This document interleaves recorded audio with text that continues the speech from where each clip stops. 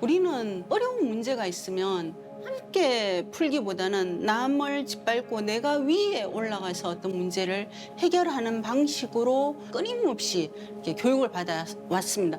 모든 사람들은 자기가 의욕을 낼 수 있는 방식은 남을 짓밟고 더 나은 성적을 받는 것밖에 없었던 거죠. 친구를 경쟁대로 하다 보니까 내가 3등급이면 뭐 1, 2등급 엄청 훌륭하고 나는 거기에 비하면 실패자고, 이제 5등급 아래면 나는 완전히 뭐 버리네야 뭐라든지, 그래서 거의 전 생애를 가더라고. 뭐 그런 게 자아 정체성의 굉장히 핵심으로 작용을 해요.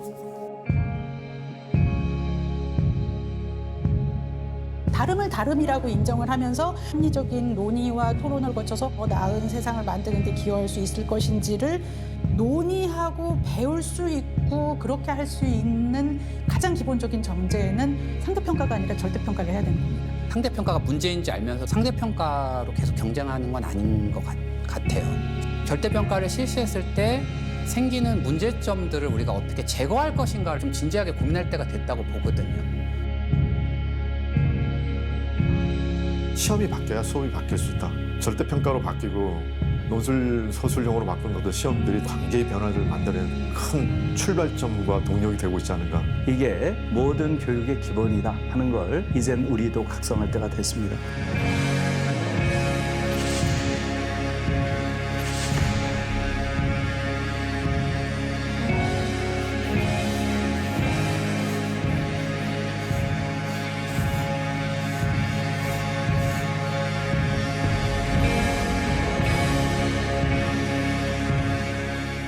MBC 교육 대기획 교실 이데아 세 번째 시간입니다.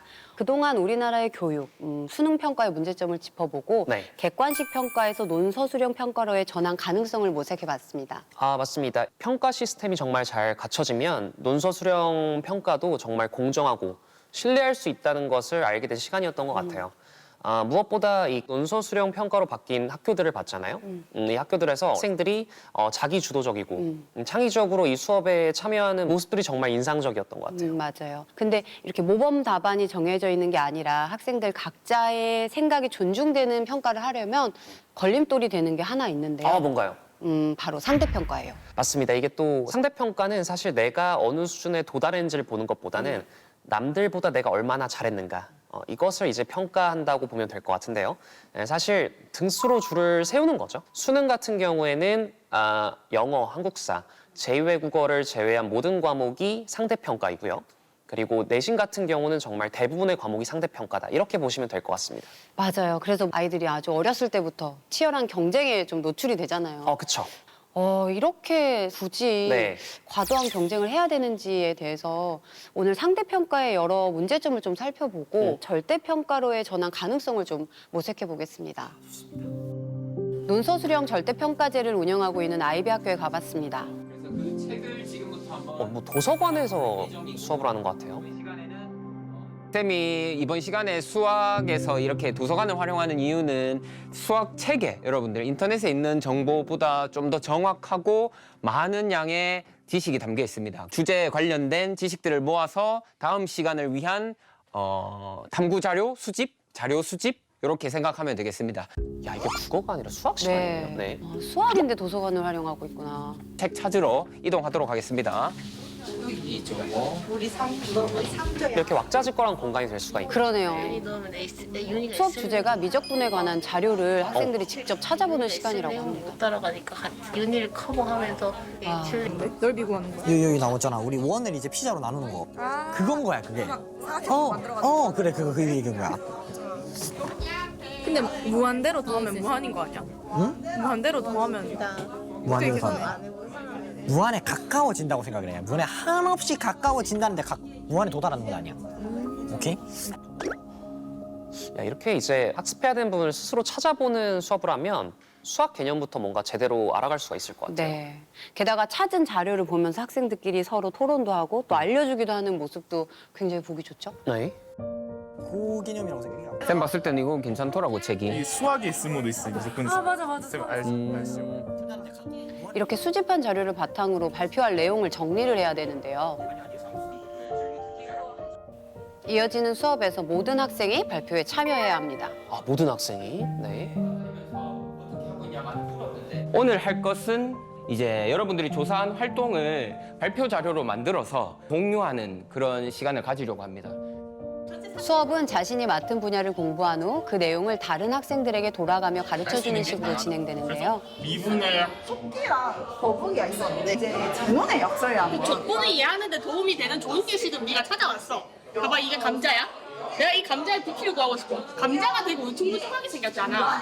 근데 이 감자를 그냥 구할 수 없으니까 내가 이걸 넓게 잘라 슬라이스를 한번 때려. 근데 이것도 모양이 울퉁불퉁해서 내가 구할 수 없어. 그럼 한 번 또 자르는 거야, 세로로. 그럼 뭐 막대기가 여러 개 나올 거야? 이것도 구하기 힘들다. 레몬의 큐브 모양으로 또 잘라. 얘네들을 또 하면은 감자 전체가 돼. 그럼 이게 감자의 부피를 구할 수 있어. 이게 적분 중에 하나야. 감자를 이용해서 적분을 설명하니까 이게 귀에 쏙쏙 들어오네요.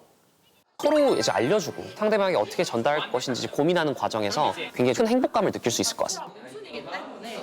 적분이 미분보다 2,000년 앞선다는 걸 우리가 어떻게 확인했냐면은 이 아르키메데스의 묘비에 통해서 확인을 했대. 묘비 내용을 보니까 구에 인접하는 원기둥의 부피가 그 구의 부피의 1.5배라는 거야. 이거를 적분의 개념을 이용해서 계산을 해냈다는 거지.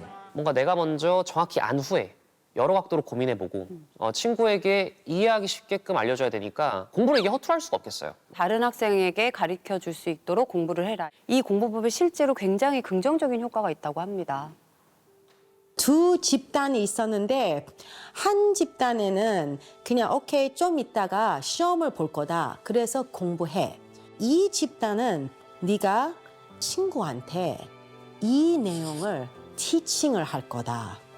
그리고 15분 똑같이 준비를 해요.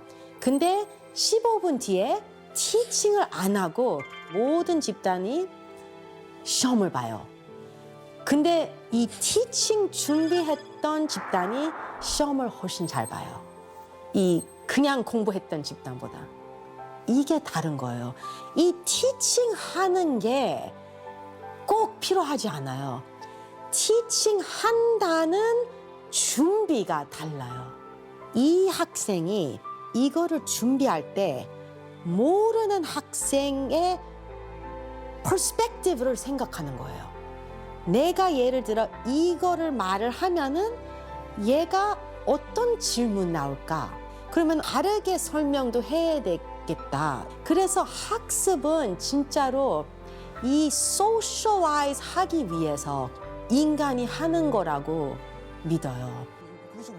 친구에게 알려주기 위해서 공부하는 것만으로도 공부의 효율이 높아지는 거네요. 맞아요. 사실 저희가 제일 공부를 했다는 게 뿌듯했을 때가 이런 친구들이 시험 기간에 이 문제 어떻게 푸는지 모르겠어 하고 물어보면은 그때 정말 뿌듯해요. 맞아요. 내가 이래서 공부를 했구나라는 생각이 들고. 새벽 1시에도 대답해줘요. 예. 정말로. 애들, 왜냐하면 저는 혼자 공부하면 재미가 없는데 친구들이 도와달라고 해서 공부를 하면은 뭔가 제가 굉장히 그래, 내가 해줄게라는 생각으로 정말 재밌게 할 수 있거든요. 그래서 뭐 굉장히 좋습니다.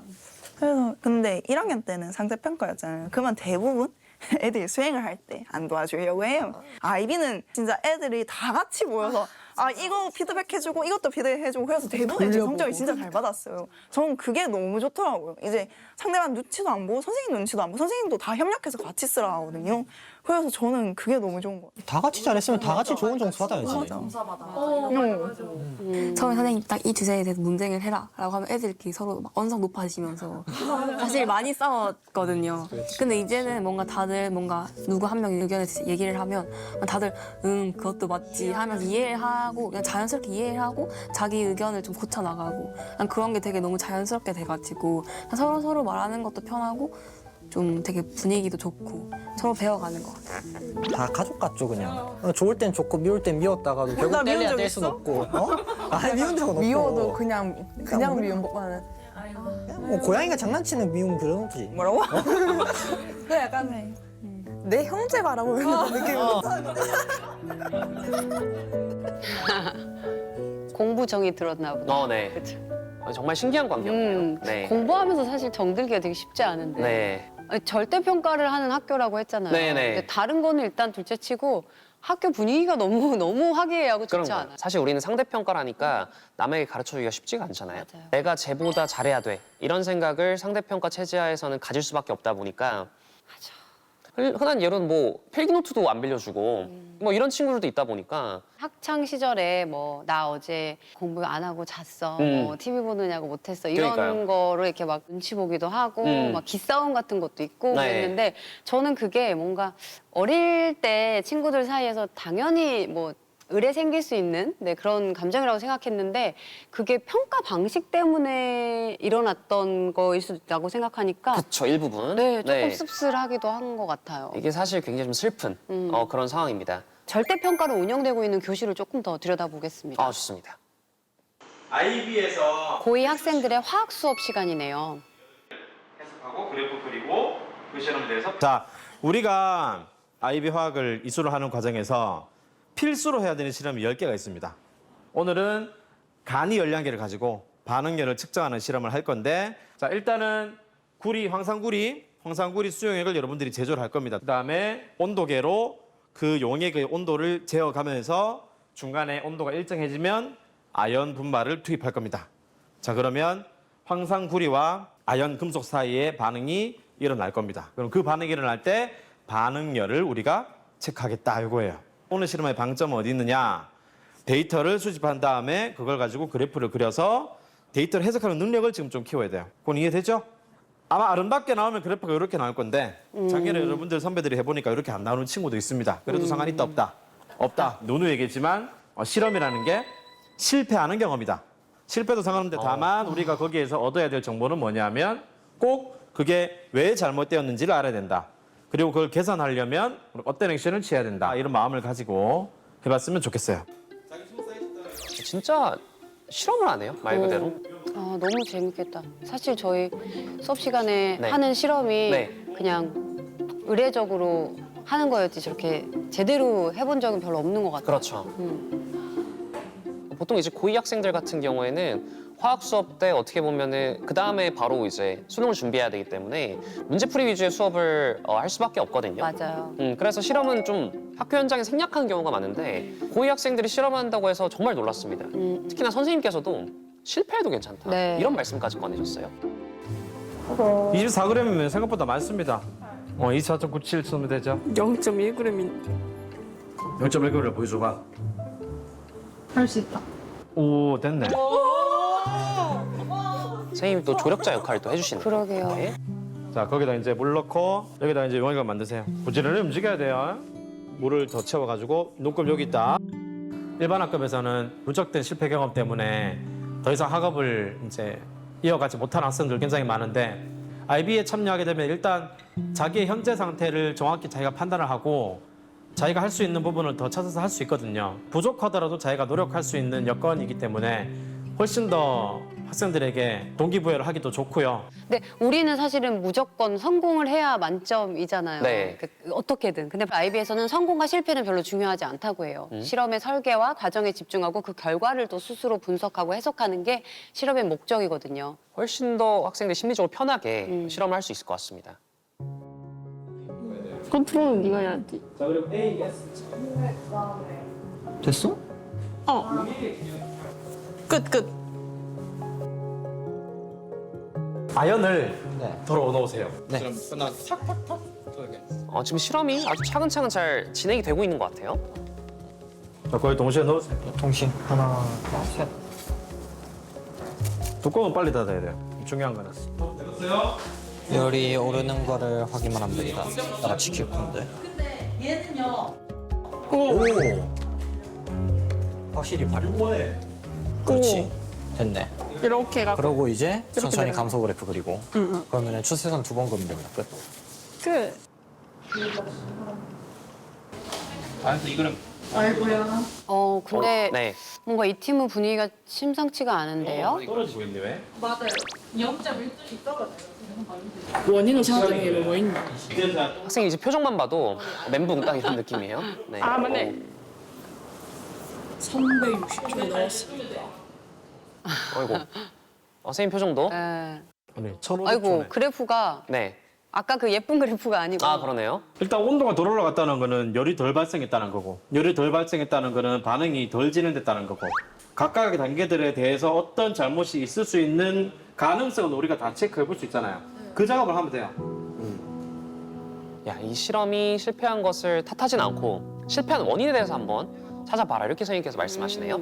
오히려 원인을 찾아가는 과정에서 더 큰 공부가 될 것 네, 같기도 하네요. 발전해 나갈 수 있을 것 같습니다. 저희 2조의 결과에서는 만족스럽지 않은 결과가 나왔던 것 같아요. 과정 사진 찍고 이제 왜 이런 결과가 나왔는지 좀 조사할 것 같긴 해요. 실험 후에는 실험과 관련한 발표를 또 진행한다고 하네요. 저희 오차 발생 원인은요. 실험 과정을 생각해봤을 때 이제 마그네틱 바가 온도계와 충돌하는 경우가 많았었고 그다음 용액이 좀 덜 섞였을 확률도 있었을 것 같아요. 용액이 덜 섞였다는 건 어떤 의미죠?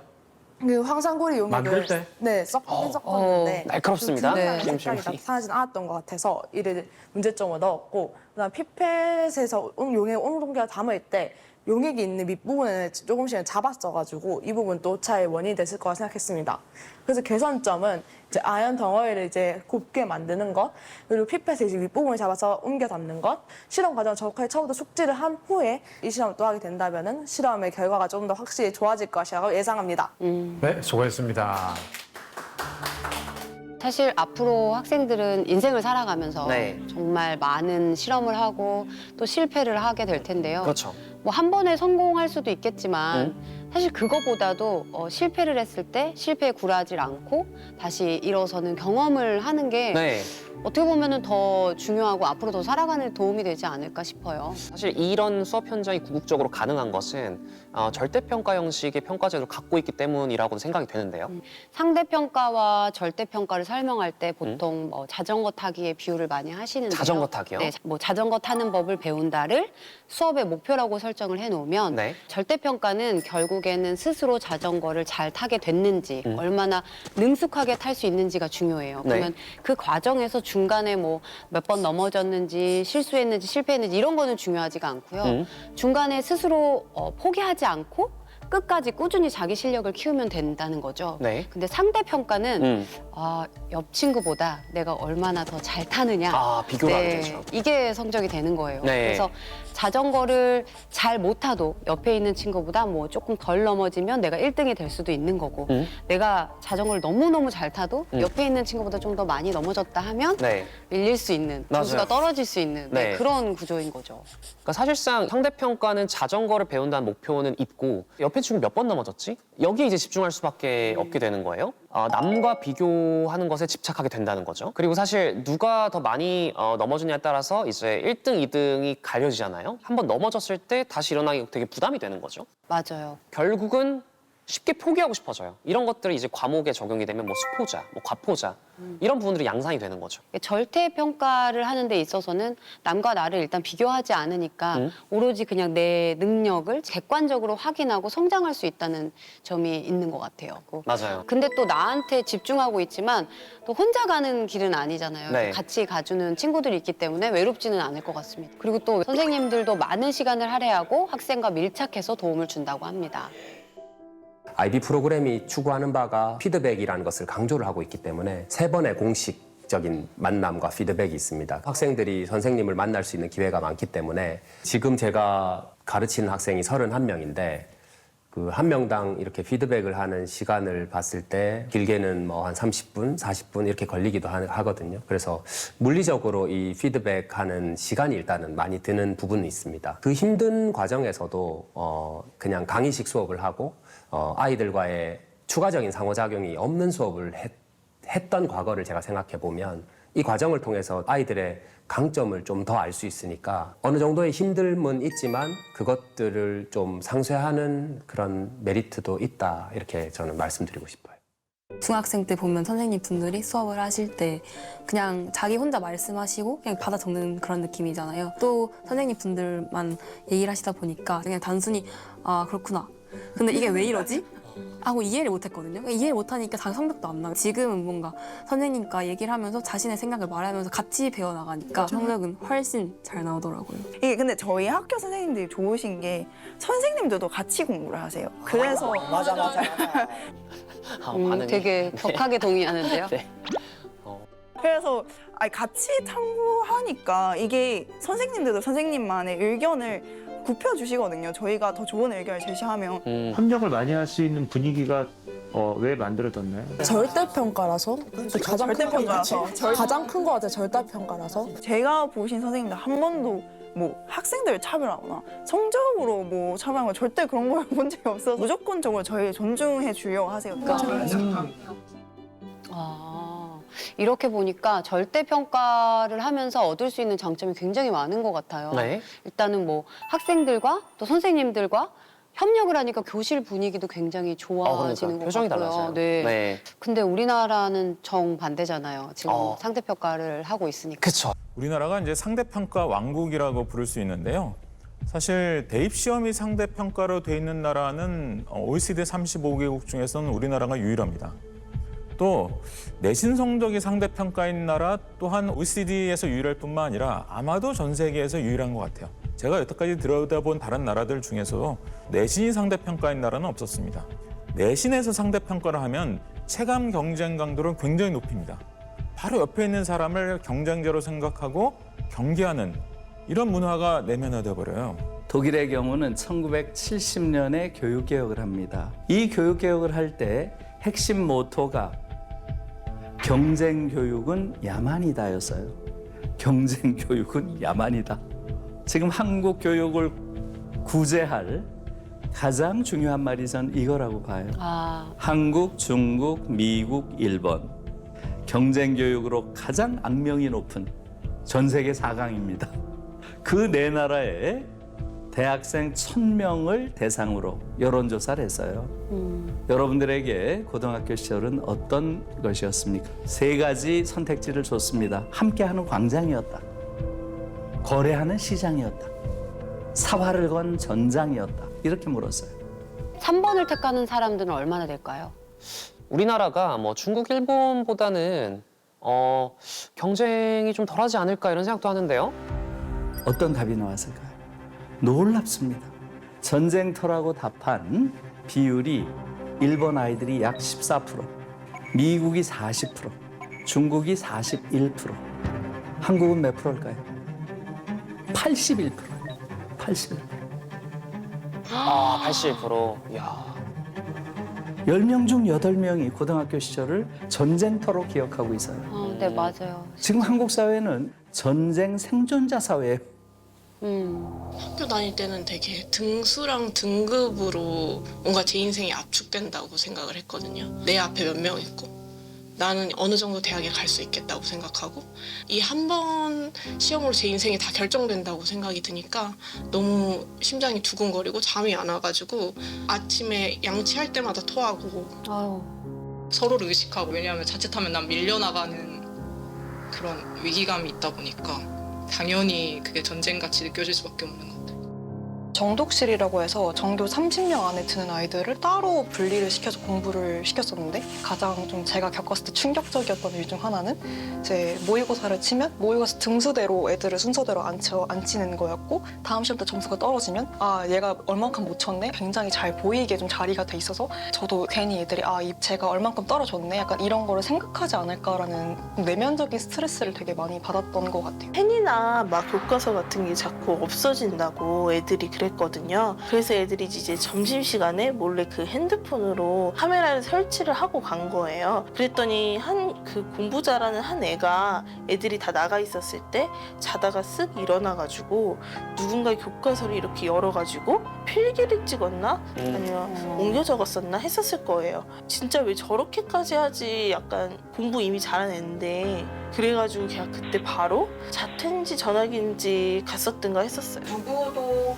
믿지 않고 다른 사람들이 뭐 어떤 얘기하던 점수만으로만 보여주는 애니까 성적이 안 나온다고 해서 같이 마음 아파해주고 위로받을 수 없는 걸 알기 때문에 얘기를 안 하죠. 다 차단하고 기계처럼 그렇게 살았던 것 같아요. 그거를 배웠던 것 같아요. 고등학교 때.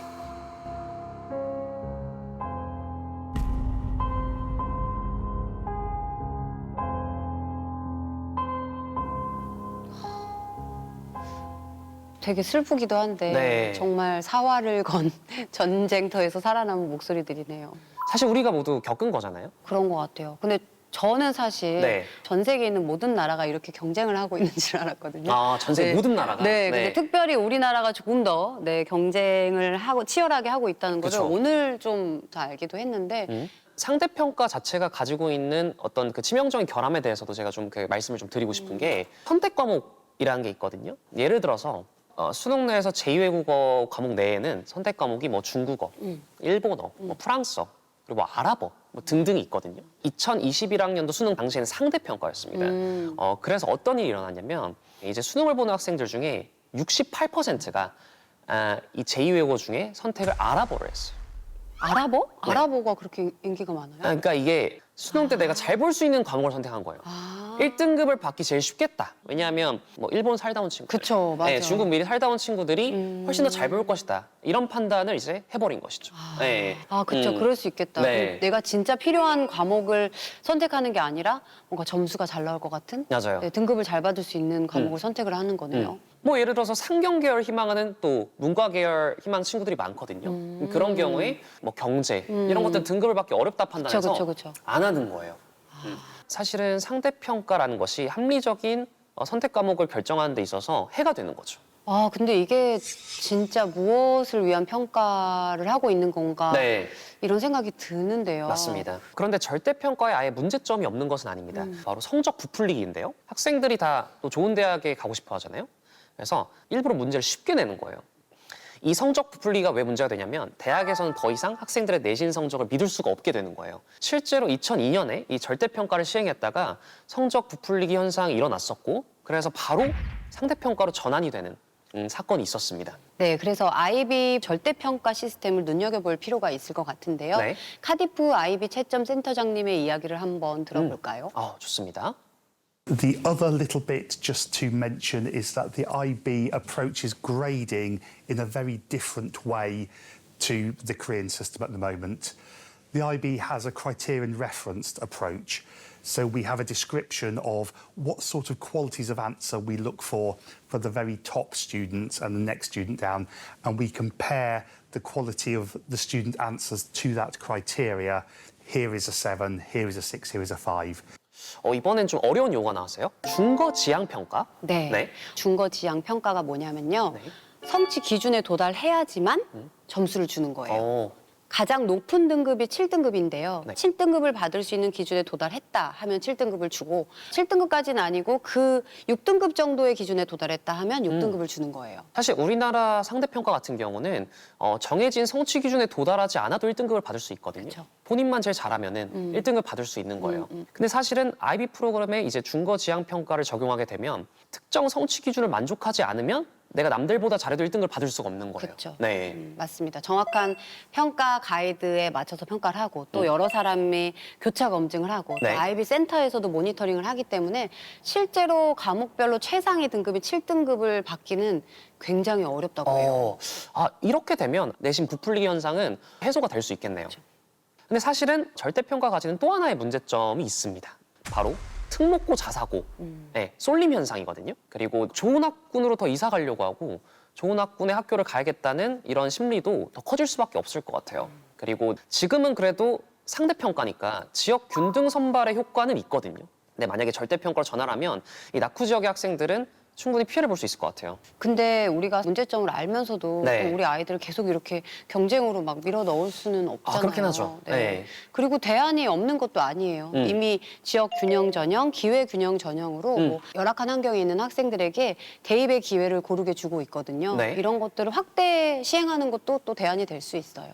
사실 그 제도들도 불공정한 측면이 있지 않느냐 이런 얘기들도 있긴 하거든요. 네, 맞습니다. 근데 서울대에서조차 막상 이렇게 들어온 학생들이 정시 전형으로 들어온 학생들보다 더 좋은 학점을 받는다고도 하더라고요. 사회적으로 좀 논의를 해볼 만한 사안이라고 생각합니다. 네, 그런데 이 절대평가를 시행하는 데 있어서 무엇보다 중요한 것은 학생들이 이 평가를 신뢰할 수 있어야 될 것 같아요. 네, 그래서 아이비에서는 학생들이 채점의 기준을 명확하게 이해하고 평가의 공정성을 더 확대하기 위해서 다양한 활동을 한다고 하는데요. 한번 같이 보실까요?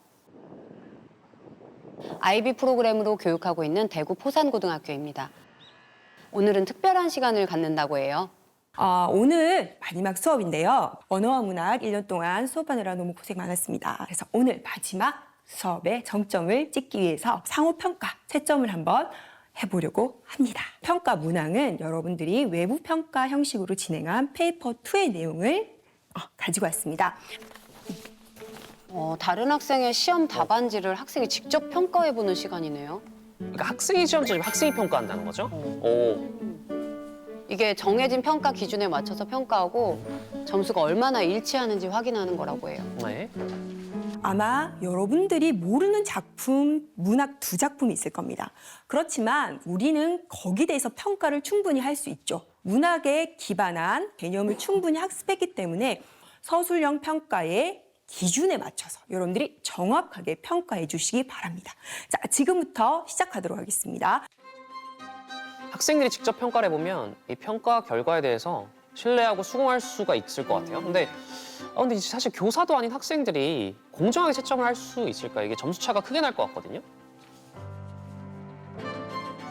IB 어떤 서술형 평가에 대해서 교사들끼리 서로 또 상호 평가를 해보니 평가 기준에 대한 명확한 인지를 통해서 신뢰를 가지게 되었습니다. 그래서 아이들한테 평가 기준에 대한 어떤 내용을 세부적으로 제가 설명을 했고요. 서로의 이제 그 글에 대해서 평가를 하도록 했습니다. 그랬더니 정말 깜짝 놀랐어요. 저는 아이들이 평가를 조금 편파적 아니면 되게 주관적으로 할 거라 생각했거든요. 한 아이에 대한 평가가 거의 대동소이하게 나오더라고요. 결과가 굉장히 궁금한데요. 네.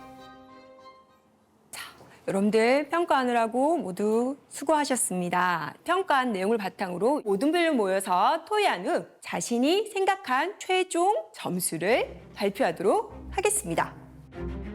나는 총점 25점을 줬어. 그래서 총점 26점을 줬어. 27점을 줬어. 총점 26점이 어머, 거의 비슷해. 특히 우리가 배가 아픈 것도 못 참잖아요. 나보다 다른 학생이 잘 보면은 배가 아픈데 그래서 일부러 좀 점수를 박하게 줄 수도 있지 않을까 생각했는데 아니었어요. 이게 바로 주어진 채점 가이드에 따라서 준거지양 평가를 한 결과인 거죠. 이제 평가를 한 이유에 대해서 이야기를 나누고 최종 점수를 결정하는데요.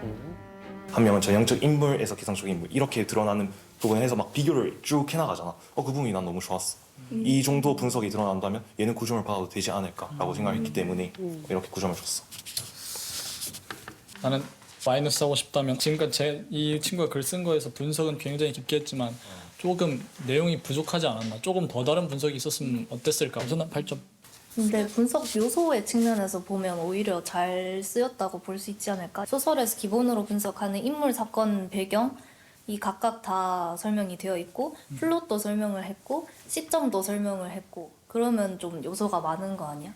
그럼 더 좋은 점수를 줄 수 있다고 생각해도 되지 않을까? 나도 소혜랑 같은 얘기 하려고 했어. 사실 분석 요소 측면에서 무언가 더 들어간다면 시간 안에 이 친구가 분량을 해결하지 못할 테고 오히려 글이 좀 더 조잡해졌을 거라는 생각이 들거든. 그래서 소혜 의견에 동의하고 난 9점을 줘도 괜찮을 것 같아. 평가를 한 근거가 굉장히 명확해요. 친구들 의견 다 공유했는데요. 최종 점수 다시 한번 말씀해 보도록 하겠습니다. 저는 최종 점수 26점으로 하겠습니다. 저는 27점으로 하겠습니다. 네, 저는 26점으로 하겠습니다. 제 최종 점수는 27점입니다. 네, 저는 26점입니다.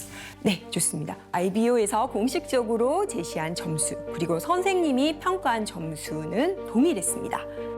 와, 학생들의 점수랑 공식 점수의 차이가 있을까요?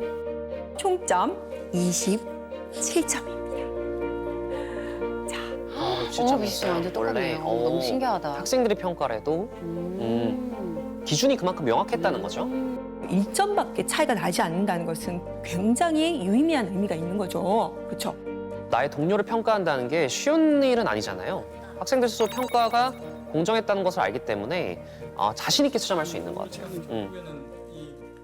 서로의 글을 오픈하고 그다음에 평가를 하라고 했을 때 아이들은 되게 두려워해요. 무조건 잘했어요. 뭐 훌륭해요 이렇게 표현하다가 이제 그런 단어 빼라. 구체적으로 좋았다면 어떤 부분이 좋았는지 그리고 조금 부족하다면 어떤 부분이 부족한지에 대한 부분을 구체적으로 제시하기를 바랬어요. 그다음에 평가를 하라고 했을 때 서로 상호 토의하고 평가 기준에 맞춰서 이야기를 하다 보니까 굉장히 이제 좀 논리성 있게 글을 쓰게 되었다. 아이들도 여기서 되게 많이 성장했어요.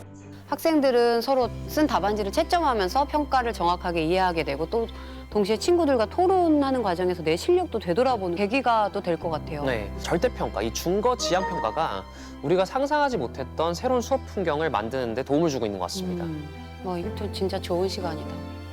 사실 오늘은 다른 학생의 것을 가지고 했지만 본인들 글을 가지고 피드백하는 경우도 있거든요. 그러면 이제 제가 얼마나 부족한지 이런 절감하게 되고 그리고 어떤 부분을 보완해야 되는지 다른 친구들의 예시도 보면서 성장할 수 있는 계기를 마련해주는 그런 좋은 평가 제도이지 않나 싶습니다. 저는 상호평가하면서 가장 좋았던 게 제 주변에 지금 있는 친구들이 사실 글을 되게 잘 쓰거든요. 저는 그런 친구들을 보면서 장점을 많이 배웠던 것 같아요. 상호평가라는 게 평가에도 의미가 있지만 다른 친구들의 글을 보고 그 장점을 뭔가 나도 좀 배울 수 있다는 게 저는 되게 좋았던 것 같습니다. 상대평가였다면 그런 상황이 생기기가 어려울 것 같지만 절대평가이기 때문에 모두가 좋은 결과를 내는 게 목표이지 않습니까? 저는 기억 남는 에피소드가 하나 있던 게 제가 생각했던 거에 대해서 어떤 한 친구가 반박을 했었고 이 친구입니다. 굉장히 상처를 받아가지고 그때 이후로 약간 어떻게 대해야 되지 고민을 많이 했었는데 나중에 계속 생각을 하다 보니까 제 생각이 너무 짧은 것이 아니었나. 이제 다른 친구의 의견도 수용을 하고 그 소설가에 대해서 다시 생각해보게 되는. 그래서 처음에는 좀 힘들었지만 계속 더 성장하는 그런 모습을 더 볼 수 있었지 않았나 싶습니다. 처음에는 이게 무슨 의미가 있을까? 그 친구가 나보다 글을 못 쓰는데 내 글을 제대로 평가할 수 있을까? 이런 생각들을 했었거든요. 그런데 항상 저희 선생님께서 하시는 말씀이 있습니다. 밥은 못 지어도 밥맛은 안 나는 얘기인데요. 근데 이런 식으로 이 글을 제대로 쓰지는 못하더라도 그 좋은 글과 나쁜 글에 대한 감각들은 모두 가지고 있거든요.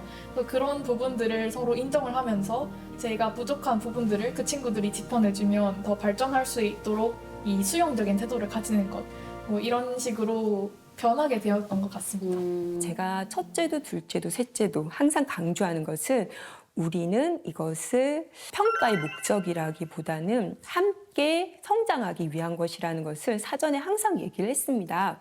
평가자로서 존중해 주라는 거, 항상 귀 기울여라는 거, 공동체 의식, 존중의 마음이었거든요. 그래서 아이들한테 제 수업만큼은 한 명도 왕따가 있어서는 안 된다라는 이야기를 했던 것 같아요. 교육의 목적이라는 게 서로 함께 더불어 잘 살아야 되잖아요. 사실 이 평가라고 하는 것이 대학이나 사회에 나가서 필요한 역량을 길러내는 도구라고 저희가 생각할 수 있겠습니다. 근데 이 역량이라는 것에는 우리가 학습적인 능력도 포함이 되지만 협동, 공동체 의식 이런 부분도 포함한다고 생각을 하거든요. 이 상대평가라는 것이 우리 삶에 필요한 역량들을 길러내는데 필요한가? 이것에 대해서 정말 다시 한번 좀 생각을 해봐야 될 것 같아요. 아, 맞아요. 그런 것 같아요. 비교하고 경쟁하고 막 시샘하고 이러다 보니까 친구도 멀리하게 되고 또 막 싫어하고 미워하고 막 이런 감정이 생기게 된단 말이죠. 그래서 결국에는 왕따 이렇게 치닫게 되는 결과도 생기게 되고. 실제로 서울 지역의 학교폭력 심의권을 조사했더니 소위 공부 잘하는 학생들이 모여있는 명문고에 학교폭력 심의가 가장 많았는데요. 이 친구와 경쟁하고 거기에서 우월감과 열등감, 이 분노와 우울을 겪게 된 일이 더 심하게 벌어지고 있는 거죠. 그런 면에서 이렇게 경쟁이 아닌 협동과 다원적인 사고를 강조하는 IB 프로그램이 학교의 문화를 바꾸는데 굉장히 중요한 역할을 한다고 합니다. 그렇습니다. 네, 특히 일본에서 엄청난 변화가 있었다고 하는데요. 네. 한번 보실까요? 네. 일본 삿포로에 위치한 가이세이 중고등학교입니다. 이곳에서는 학교 전체가 IB 프로그램으로 교육을 하고 있는데요. 선생님 두 분이 합동으로 수업을 진행하고 있습니다. 두 분이서?皆さんここまでいろいろと微分積分について学んできたとは思うんだけれども、まず、北海道を考えてください。札幌、旭川、北見、帯広っていう4点にしましょう。新幹線が、この4都市まで伸ばされるってなると、どういうふうに伸ばしていけばいいのか。一番最短経路が何なのか、どこにその線路を引けばいいのかについてまずいろいろと妄想してほしいんです。全部がつながって行き来できればいい。要は観光好きな人が新幹線フリーパス買うわけよ、北海道で。半径がルート2の半分だからルート10、ルート10倍、ルート20じゃない。直径ならそっか直径か。ルート20倍、ルート20倍。 지금 미적분을 이 신칸센을 이용해서 배우네요. 우리나라 그 IB에서도 실생활 관련된 과제를 통해서 수업으로 해결을 했었잖아요. 네. 학습 과정이 좀 비슷해 보이네요. 그러니까 친구들끼리 함께 모여가지고 과제를 수행하는 것도 비슷해요. 縦の動きはそこまで上手じゃない。距離が多くなるってなると、よくもその長い辺の短いって言うんだけど、結局例えば札幌からこっち広まで行きたければ。 근데 선생님이 또 더 계세요 여기서. 이게 개방 수업이라고 해서 다른 선생님이 수업에 참관하기도 하고 아예 참여하기도 한다고 해요. IB 프로그램은 지식 공동체를 지향하고 협업과 의사소통을 중시하기 때문이래요. 改正の全数学の先生として何ができるかって言ったら、じゃあ今日は特別な授業やるからちょっとそれを見に来て何か少しでも自分の授業に応用できるものがないかをぜひちょっと見学しに来てっていう、オープンな公開授業っていうことでやったんですけど、改正では全然珍しくない、よく、空いてれば見に来てとかっていうようなことはやったりしてます。 일본의 아이비 학교에서 이렇게까지 협업을 강조하는 이유가 있는데요. 바로 이지메와 같은 심각한 사회 문제를 줄이기 위해서라고 합니다. オンラインとかで授業学習を進めましょうとか、生徒たちが交流できる場、端末を通してね、そういったものを通してってなるとなかなか教員の目の届かないところが徐々に多くなったりして、チェックがすごく厳密にならないとちょっとダメな発言とかっていうこともあったりするので、教育がいろんな方向に進んでいく中でそれを保つのが難しいっていうのが正直なところですね。はい、数学の知識なんかよりはもうこれからコミュニケーションを取る力、人と共同する力、柔軟に生きていくためのスキルをまず身につけたいなとは思ってます。それが楽しく数学を通してするのが俺の仕事だと思ってます。はい、 이지메가 발생한 후에 대처하는 것만으로는 문제를 해결하는 데 한계가 있으니까요. 더 근본적인 대책이 필요합니다. 2022년 일본은 학생 지도 제요에 이지메 대응 가이드를 만들었습니다. 1단계, 서로 존중하고 다양성을 인정해서 교실을 안전한 장소로 만든다. 2단계, 이지메를 당하는 것을 예측해 조기에 지원한다. 3단계, 이지메 피해를 받는 학생들을 대상으로 심리적 돌봄을 한다는 내용입니다. 실제로 2, 3단계의 이지메 피해를 받았거나 이지메 징조가 있어서 지원을 받은 학생들 80%가 이지메가 해소됐다고 하는데요. 하지만 이지메를 줄이지 못하고 있고 오히려 발생 수는 또 늘고 있어서 근본적인 대책이 더 요구되고 있어요. 大事なのは1階建ての部分でいじめを起こさないことですね。でいじめを起こさないためにはお互いが助け合うとか困った時にはヘルプと言えるとかそういうところがこのガイドラインでも強調されてますし全国でこういう実践が行われています。IB 教育はねオープンマインドで他者をリスペクトして思いやりを持つ。だからトラブルが起きた時に早く見つけてお互いが解決する。その時には違った視点多文化を尊重する。やはり IB 教育っていうのはそれがとてもできる一つの可能性を秘めていると思います。 이 이지메의 근본적인 해결책은 서로 이해하고 배려하고 소통하는 게 핵심인 것 같아요. 그래서 일본에서는 서로 다른 것을 틀리다고 보지 않는 IB 프로그램을 통해서 그 해답을 찾고 있는 거죠. 그렇다면 IB 학교에 다니는 학생들은 이지메에 대해서 어떻게 생각하고 있을까요? 今国際バカロレアって塾とかも少なくてその自分たちで考えて取り組まなければいけないことが多い。だから私たちはその意見とか出し合って協力してその勉強に取り組むっていうそういう環境が生まれてるんじゃないかなって思ってます。なんか私はいじめの原因とかはそういう他者の違いを認められないっていうことがあると思ってるので、なんかそういうやっぱ IB のそういう教育によって自然となんか他者との違いを妬んだり嫌ったりするんじゃなくてそれを受け入れてなんか一緒に過ごしていけるようになるのかなって思います。 경쟁이 아니라 협력하는 교실로 바뀌니까 이지메 감소에도 영향을 미치네요, 실제로.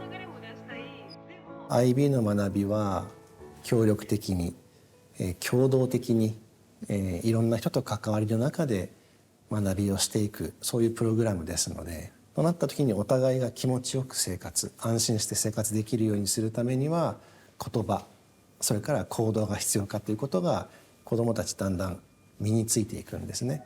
いじめの問題ですとか嫌がらせをするようなことっていうのはこういうプログラムを通して減っていく。 사실 우리나라 국가교육 과정에서도 분명히 협업을 강조하고 공동체 의식을 높여야 된다 이렇게 하고 있거든요. 그리고 우리나라 학교에서도 모든 활동을 하는데 평가는 절대평가가 아닌 상대평가를 하는 거죠. 그러니까 모두 반에서 경쟁을 해야 되는 거고 다름을 틀림으로 배우는 이 환경에서는 친구들이 함께 성장해 나가기가 어려운 것 같아요. 맞아요. 협력하고 소통하고 배려하는 교실은 주입식 교육 그리고 상대평가 아래서는 네. 조금 구현되기가 어려운 것 같아요. 어렵지 않을까. 네. 근데 사실 우리나라의 이런 교육 체제가 형성된 배경에는 일본도 있거든요. 일제 강점기에 주입식 교육이 들어왔단 말이에요. 일본도 구식 교육의 늪에서 오랫동안 빠져나오지 못하고 있었는데 그런 일본이 꺼내는 수업과 이 협력을 강조하는 IB 프로그램을 도입하고 있었다는 게 굉장히 놀랍네요. IB 프로그램은 그동안 영어, 스페인어, 프랑스어 3가지 언어로만 돼 있어서 보통 국제학교에서 많이 도입이 됐었는데요. 사실 보통 IB 하면 세간에는 이제 귀족 교육이라는 인식이 있었던 것은 사실이에요. 맞아요. 근데 영어랑 프랑스어, 스페인어를 모국어로 쓰는 나라는 일찍부터 공교육에 도입을 했고요. 특히 미국에서는 저소득층 지역의 학습의 질을 높이기 위해서 약 2,000개의 IB 학교를 만들었어요. 그러니까 우리나라에서 IB 프로그램이 국제학교 위주로 도입된 이유가 번역판이 없기 때문이었네요, 사실. 맞아요. 네. 그러다가 일본어판이 전격적으로 만들어지면서 네. 2013년부터 일본 공교육에 도입되기 시작했습니다. 근데 일본은 갑자기 어떻게 자국어로 IB 프로그램을 도입하게 된 걸까요? グローバル人材育成に資する教育カリキュラムっていうのは IB だろうということで、その IB 認定校を200校以上に増加させようということが目標として掲げられたということがありました。IB を導入することを通じてもその教育のその質を改善していこうということを考えているところです。短期中心の教育を変えていくっていうことに IB の導入は貢献するだろうなっていうふうには考えています。 글로벌 인재를 양성하고 국제 경쟁력을 높이기 위해서 IB 프로그램을 도입한 건데요. 특히 외국어가 아닌 일본어로 수업할 수 있게 만드는 데 사활을 걸었다고 합니다.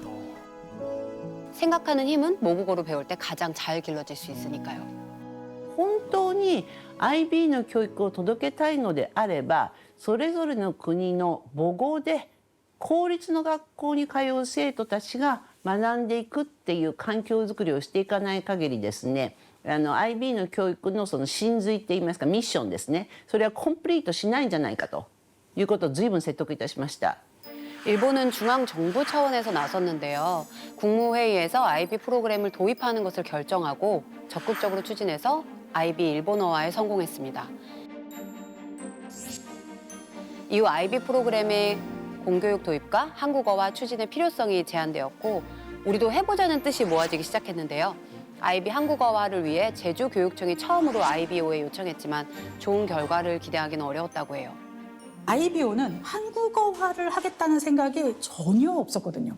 2018년 1월에 제주교육감의 공문을 받았어도 IBO는 기본적으로 이걸 왜 해야 되는지에 대한 그런 인식이 없었고 필요성도 못 느꼈고 그러니까 정중하게 거절 공문을 보내자는 것이 이제 내부적인 얘기였다라고 해요. 왜 그러냐면 사실은 일본은 계속 기부도 해왔었고 다음 번역 프로젝트는 사실은 중국어권과 아랍어권이 오히려 상식적으로도 더 맞는 거라고 생각했죠. 한국어화는 뭐 누가 봐도 이게 가능성이 없는 그런 상황이었거든요.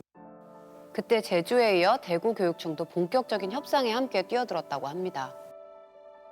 정말 소수에 불과한 대한민국에 그것도 2개의 교육청에 한국어로 된 IB 프로그램을 제공한다는 사실이 IBO 측면에서도 매우 조금 부담이 되는 결정이었다. 그런데 이제 우리 대한민국은 이제 분단된 국가로 우리 아이들이 IBO에서 추구하는 세계 평화 그리고 글로벌 마인드 이런 부분들을 잘 키우면 세계 평화에 기여하고 세계를 돕는 아이들로도 성장이 가능하다. 그렇기 때문에 우리에게는 IB 프로그램이 매우 필요하다. 이런 부분들을 많이 좀 설득을 했습니다. Initially, the IB wasn't 100% sure whether the IB wanted to start this project in Korea. So when the offices of education approached the IB, we had to think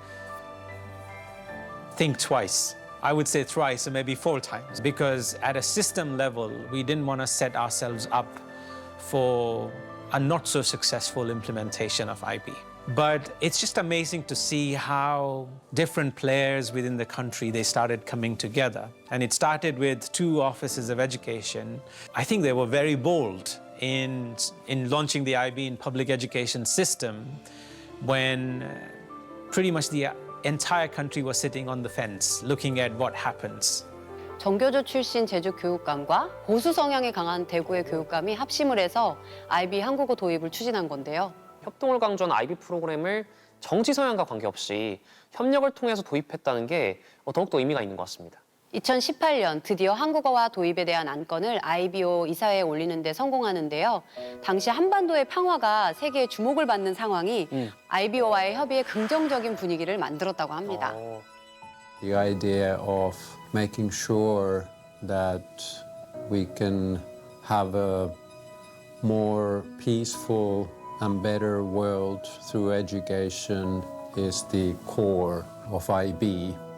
And then the ways how that was seen best to be achieved was the idea of connecting with the world. 그래서 우리가 IBO의 이사회에 레터를 썼습니다. 당신네들이 추구하는 이 교육의 가치 중에 하나가 세계 평화에 기여하는 인재 양성 아니냐. 그런데 언론을 봐라, 뉴스, 텔레비전을 봐라. 자금의 세계 평화가 어디에서 시작이 되겠느냐. 한반도에서 시작이 된다. 이러한 시점에 다름을 틀림으로 바라보지 않는 그런 인재를 기를 수 있는 교육의 씨앗을 한반도에 뿌린다면 이게 한국뿐만 아니라 지구 평화에 역사적으로 기여를 하는 게 될 것이다. 진짜 꼬박 18개월 동안을 협상을 해서 2019년 7월에 한국어화를 하자는 IBO와의 계약서에 제주교육청과 대구교육청과 IBO가 동시에 사인을 하게 됩니다.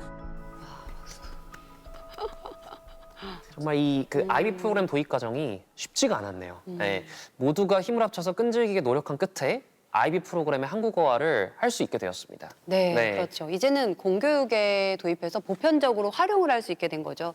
사실 이전에는 IB 프로그램이 경기 외고에서만 도입을 했었거든요. 네. 근데 수업과 평가를 영어로 했었어요. 아, 그럼 사실은 일반 학교에서는 IB 프로그램을 도입하기가 되게 어려웠겠네요. 그런데 이제는 한국어로 IB 프로그램의 역사, 수학, 화학 등의 수업을 듣게 된 거죠. 그리고 최근에는 IB 프로그램을 도입하는 학교가 많아지고 있다고 합니다. 네, 대구와 제주를 시작으로요. 전남하고 경기가 IB 공교육 도입을 이미 시작했습니다. 특히 경기도에서는 현재 100개가 넘는 IB 학교가 만들어질 예정이라고 합니다. 수도권에서 일어나고 있는 변화라 많은 사람들이 주목하기 시작했겠네요. 네, 그리고 나아가 서울, 인천, 부산, 충남, 전북이 최근 IB 프로그램 도입을 결정했는데요. IB 학교는 전국적으로 점차 늘어날 예정입니다. 지금의 입시제도 수능을 극복할 수 있는 좋은 제도라고 보고 저희도 조금 늦었습니다만은 참여하게 되었습니다. 전남의 나주의 고등학교를 중심으로 4개 학교가 추진되고 있고요. 금년에는 영암에서 4개 학교를 이제 초중고로 확대해가지고 이제 추진할 예정입니다. 이대로 가게 되면 2026년 이후에는 상당히 많은 시군으로 확대되리라고 기대를 갖고 있습니다. 수능의 고르기를 가지고서는 절대 교육 혁신을 할 수 없다는 말씀을 이 기회에 드리면서 IB 프로그램의 최대의 장점은 평가에 있다는 말씀을 드리고 있습니다. 미래는 이런 IB 프로그램 적용으로 해서 대한민국 교육과정의 어떤 평가 방법이 좀 바꿔졌으면 하는 간절함이 있습니다. 사실 한 가지 우려가 되는 지점이 있긴 합니다. 이 IB 프로그램으로 교육을 받은 학생들이 대입을 치러야 되잖아요. 대입 전형에 대한 준비도 매우 중요할 것 같아요. 올해 처음으로 IB 학교에서 졸업생을 배출을 했는데요. 대학 입시 결과가 굉장히 좋았다고 해요. 네. 대부분 학생부 종합 전형으로 지원을 했는데요.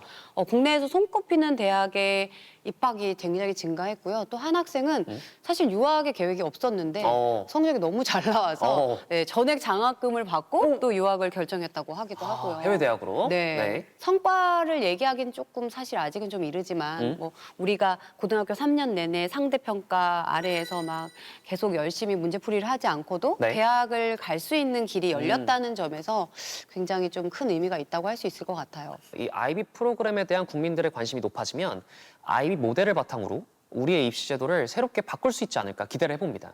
실제로 KB, 코리아 바칼로레라 이런 말도 벌써 나오고 있더라고요. 여기서 저는 사실 제일 중요하게 생각되는 건 교실에서 얼마나 행복하고 가치 있는 공부를 하느냐인 것 같아요. 네. 대학에 입학한 학생들도 학창 시절이 전쟁이 아닌 좀 가장 행복한 시절이었다고 말하는데요. 그 점이 우리가 주목해야 될 중요한 점이 아닌가 싶어요. 맞습니다. 한 가지 사람이 연구를 한 것이 유기인성에서 세부도 적이다. 어떻게? 저희는 절대평가로 평가를 받다 보니까 계속해서 나 스스로를 성찰하고 내가 지금 제대로 하고 있나를 직시하려고 했었던 것 같아요. 그 과정에서 계속 나 자신에 대해 집중을 하다 보니까 그 연장선으로 대학에 와서도 과제를 스스로 잘 해나가는 것뿐만 아니라 사실 제 정체성 형성 그 과정에서도 크게 도움이 되고 있는 것 같아요. 계속해서 스스로의 성장을 이끌어내려고 하는 부분에서 아이비가 확실히 도움이 되고 아직까지도 그 능력이 이어지고 있는 것 같다는 생각이 들어요. 저는 사실 문제만 푸는 기계가 되고 싶진 않았거든요.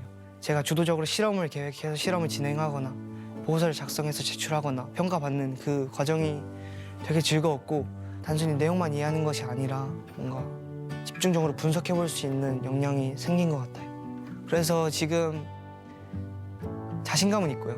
저는 되게 지금 긍정적으로 대학 생활을 보낼 수 있겠다라는 생각을 하고 있습니다. 논서수령 절대평가 아래에서 뭐 틀린 게 아니다, 다른 것을 인정하고 서로 협력하면 정말 의미 있는 공부를 할 수 있다고 보고요. 네. 즐겁고 의미 있는 학창 시절을 보내고 싶다는 우리의 의지가 있다면 교육의 패러다임은 바뀔 수 있다고 봅니다.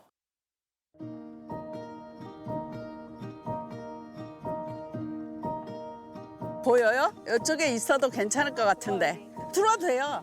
제주 표선고 학생들이 교실 밖으로 나왔습니다.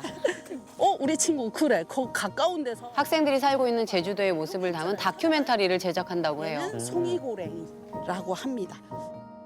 흙도 있고 뿌리들도 이렇게 한번 냄새 맡아보세요. 어떤 냄새인지. 일단 뭐 표정이 너무 밝아요. 저쪽 친구. 네. 이 친구부터. 정말 너무 행복해 무슨 보여요. 냄새 나요? 메밀꽃 냄새? 저희가 여기가 제2공항이 생기면 사라지는 습지라고 알고 왔거든요. 습지의 가치가 용도가 없어진 걸까? 아니요. 아니에요. 인간이 쓰든 안 쓰든 자연에서는 저희가 이제 지역 역사를 탐구하는 동아리인데요. 이번에 저희가 4.3을 주로 다루고 있는데 이제 제2공항이 생기면서 사라져가는 습지들이 이제 저희가 조사하고 있는 4.3이 잃어버린 마을들과 약간 좀 흡사하다는 점이 발견이 되어서 저희가 그 점을 조금 더 깊이 탐구해 보고자 오게 되었습니다. 내가 사는 어떤 지역의 역사를 탐구하는 거잖아요. 책으로 배우는 거하고는 차원이 다른 공부가 될 것 같아요. 문 서장님이 경찰서장님이 입장해서 그대로 집행하면 그뿐입니다. 그런데도 저희들을 나는 이분들에게 사형을 집행할 만한 내용이 있다고 생각 안 한다 해서 한명한 겁니다. 그분이 저희들을 살려주면서 나에게 고맙다고 생각하지 말라고 했어요. 문 사장님은 서장직을 그만두고 나와도 그 예우를 못 받았습니다. 그렇게 살다가 외롭게 돌아가신 거예요. 사실 고등학교 때 동아리 활동을 하면 뭐 영어 동아리나 토론 동아리처럼 학업에 도움이 되는 거 위주로 선택을 하잖아요. 근데 이렇게 밖에 나가서 하는 동아리는 잘 안 해요. 사실 그 시간에 뭐 공부를 하죠. 근데 평가 방법을 바꾸니까 수업에서도 의미 있는 주제 탐구를 하게 되고 또 동아리 활동도 더 내실 있게 운영될 수 있는 것 같아요. 저희 4.3에 대해서 학교에서 사실 수업은 하긴 하거든요. 근데 그때면 이게 4.3의 아픔이 직접적으로 와닿지 않아요. 근데 직접 경험하신 선생님들의 이야기를 듣다 보면 너무 생생하잖아요. 그 이야기들이 뭔가 이론상으로 공부하는 것보다 직접 보니까 훨씬 더 와닿고 훨씬 더 깊게 생각하게 되는 것 같아요.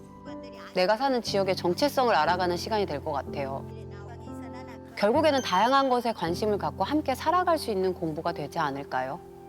배움이 실제 삶과 현실에 어떻게 연결되고 있는가 그런 부분들을 굉장히 아이비 교육에서 강조하고 있고요. 그런 교육 현황들이 아이들의 어떤 이런 그 깊은 어떤 마음 자세와 태도 어떤 변화들을 일으키는 힘이 되고 있잖아요. 그래서 우리 교육의 새로운 변화를 위한 동력과 활력으로 활용하는 그런 기회가 되었으면 좋겠습니다.